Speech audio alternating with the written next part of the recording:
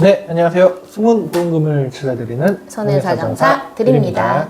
자, 오늘은 어린이 보험에 대해서 한번 이야기 나눠보실까요? 네, 자녀가 있는 가정에는 아이보험 하나쯤은 넣어주시는데요.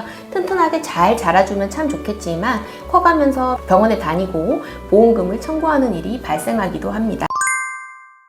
다양한 질환으로 인해서 자녀가 질병부유장애 진단을 받는 경우가 있는데요. 이 경우에 대해서 보험회사에서 어떠한 이유로 보험금을 지급하지 않는지에 대해서 이야기 나눠보시죠. 일단 H사, M사, K사 등 주로 판매되고 있는 어린이 보험과 태아보험에서 이 질병 고도 후유장애 특약이 있는데요. 50% 이상 질병 후유장애, 80% 이상 질병 후유장애 상태가 되면 지급받는 경우가 많습니다. 이 특약이 어떤 부분에서 문제가 될까요?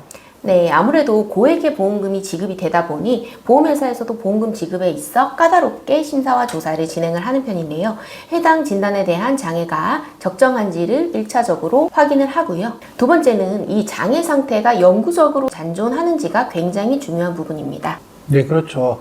장애 진단 시점에서 장애는 해당되지만은 어린이의 경우 성장을 통해서 호전 가능성을 주장하는 경우가 매우 많고요.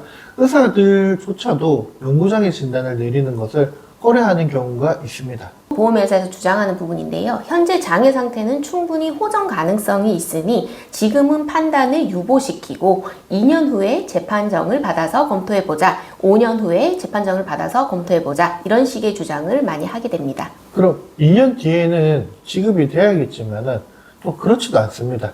이 시기에는 다시 의료자문동을 통해서 보험금 지급을 하지 않으려고 하고요. 또 회사별 상품에 따라서 다른 경우가 있는데요. S사의 경우 장애인복지법상의 장애 상태가 되면 질병 중증 생활자금 또는 질병 고도 생활자금을 지급하는 특약이 있습니다. 이 경우의 장애 진단은 국가에서 심사받는 장애이기 때문에 장애 정도에 대한 분쟁은 극히 드물지만 예외 규정에 따른 면책을 자주 내립니다. 네, 예외 규정은 자폐장애, 정신장애, 간질장애는 제외하고 있다고 규정하고 있습니다. 네, 또한 굉장히 중요한 부분 중 하나가 선천성 여부인데요. 약관에서는 선천성 기형 또는 선천적 질환 및 이에 근거한 상병을 보험금을 지급하지 않는 사유로 규정하고 있기 때문에 이에 대한 분쟁이 굉장히 많이 발생한다고 할 수 있습니다. 질병 고도장애 특약의 경우 대부분의 보험회사에서 비교적 지급되는 보험금이 고액인 편이라서 까다로운 심사를 진행하게 되는데요. 이 경우 별의별 꼬투리가 다 나올 수 있습니다. 청구 당시에 장애 상태만을 판단하고 섣불리 보험금을 청구를 했다가는 보험금 지급이 어려워질 수도 있습니다.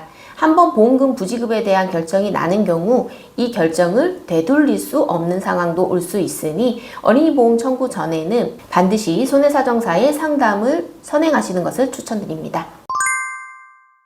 네, 오늘 영상 도움이 되셨다면 좋아요 눌러주시고요. 궁금하신 부분이 있으시면 저희 채널 카카오 통해나 전화로 상담 요청 주시면 됩니다. 오늘도 시청해주셔서 감사합니다.